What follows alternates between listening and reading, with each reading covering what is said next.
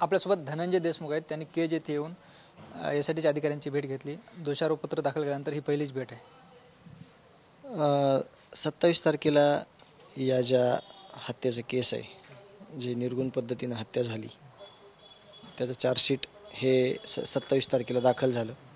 त्यानंतर आम्ही CID ऑफिसला जे IO आहेत गुजर साहेब त्यांना भेटलो. जे आत्तापर्यंत तपास झाला ते कशा पद्धतीनं झाला, त्याचे काय रिझल्ट आहेत पुढचे, याविषयी थोडं आम्ही त्यांना बोललो आणि त्यांच्याशी चर्चा केली. नेमकी चर्चा काय झाली? दोषारोपपत्र दाखल झाल्यानंतर ही पहिलीच भेट आहे, त्या अनुषंगाने ही महत्त्वाची भेट होती. हेच सगळं तपासादरम्यान ज्या आलेल्या अडचणी, की त्यांचे पण अनुभव काय घेतले, की खूप ह्यामध्ये मेहनत घ्यायची वेळ आली त्यांना. एक स्पेशल केस म्हणून या तपासाकडे त्यांनी पाहिलं होतं सगळ्यांनी आणि या संदर्भात आमची चर्चा झाली.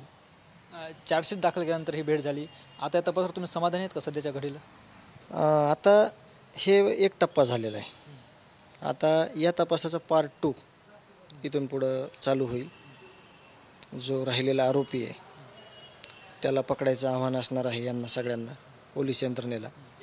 आणि पार्ट 2मध्ये जसा हा तपास केलेला आहे तसा तपास त्याच पद्धतीनं अजूनही अनुभवातून जे काही अजून राहिलेले कोणी आहेत ह्याच्यामध्ये, ज्या गोष्टी ह्या सगळ्या करण्याचे जे मुख्य कारणं होते, कोणामुळे ह्या सगळ्या गोष्टी घडल्या, कोण यांचं सगळ्यांचं पाठराखण करत होतं, एवढ्या जिल्ह्यात यांनी जे खून प्रकरणं, एवढे गुन्हे कशाच्या जीवावर केले आणि यांनी त्या गोष्टीला धरून जे गुन्हेगारी वाढवली, बीड जिल्ह्यात अशा काही चुकीच्या गोष्टी करून सगळ्या राज्यात एक चुकीची यांनी जी ओळख निर्माण केली, त्याचा सगळा पर्दाफाश या पार्ट 2मध्ये होईल आणि पुढील तपास CID असेल, SIT असेल त्यांच्यामार्फत सुरुवात होईल. यात सातत्यानं तुमची मागणी आहे की 6 आरोपी करा. अनेक नावं तुम्ही घेतलेत. भविष्यात 6 आरोपीची संख्या वाढू शकते का? याच्यामध्ये काही पण होऊ शकतं आहे, कारण का जो महत्त्वाचा पार्ट आहे तो इथून पुढंच आहे. हे तर उघड हे आरोपी होते, यांचे व्हिडिओ आहेत, फोटो आहेत, CCTV आहेत आणि एक कडी जोडलेली यांच्या आरोपांची.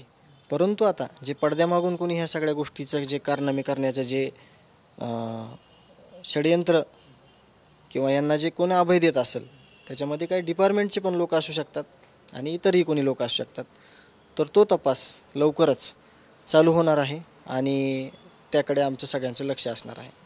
तुम्हाला चार्जशीट मिळालीत का? तुम्ही ती बघितली का? जे त्याचे काही बुलेट पॉईंट काढलेलं ते चार्जशीट आहे 53 पानाचं, ते आहे. जे मुख्य आरोपपत्र आहे सगळं ते अजून भेटायचं बाकी आहे.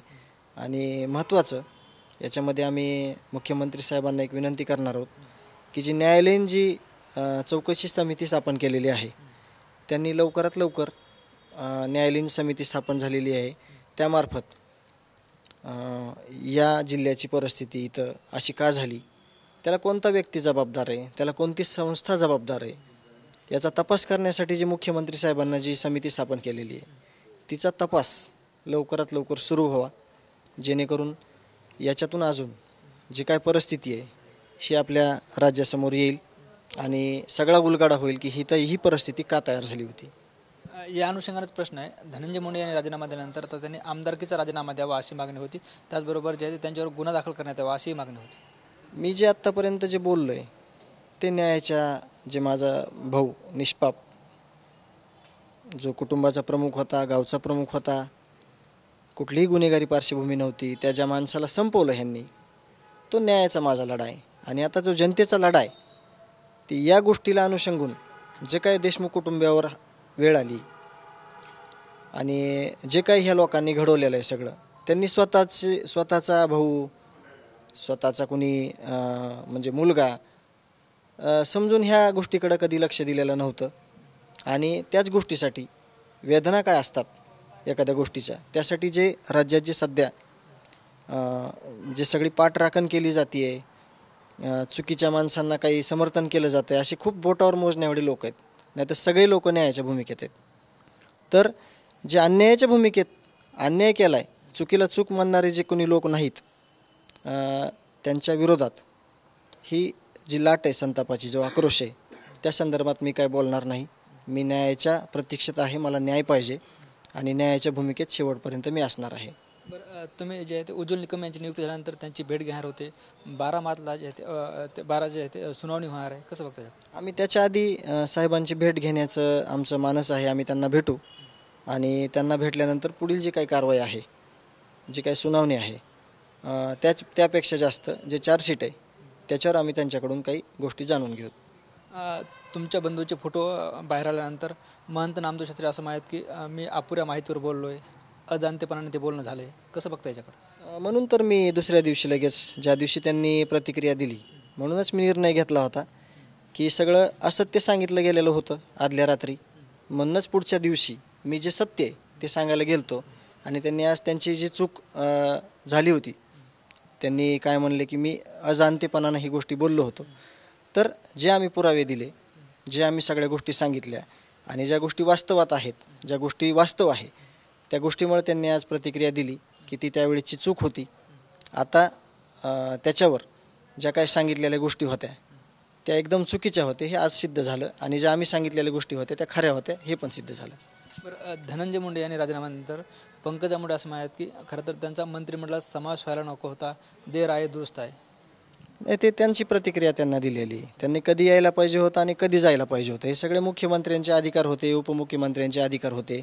परंतु ह्यांनी प्रतिक्रिया आज दिली, ती अगोदर कधी दिली असती तर मग त्याने त्यांचा विचार केला असता. त्यांनी ते राजीनामा झाल्यानंतरची प्रतिक्रिया आहे, त्याच्यामुळं मला त्याच्यावर काही जास्त बोलायचं नाही. आपण बघतो हे होते धनंजय देशमुख यांनी आज SITच्या अधिकाऱ्यांची भेट घेतली आणि आता पार्ट 2 सुरू झाला आहे. यामध्ये जे आहे ते इतर आरोपींची संख्या वाढू शकते असंही त्यांनी सांगितलं आहे. कॅमेरा पर्सन आप्पासाहेब मोरकरसह ज्ञानेश्वर लोंढे, TVN मराठी, केज, बीड.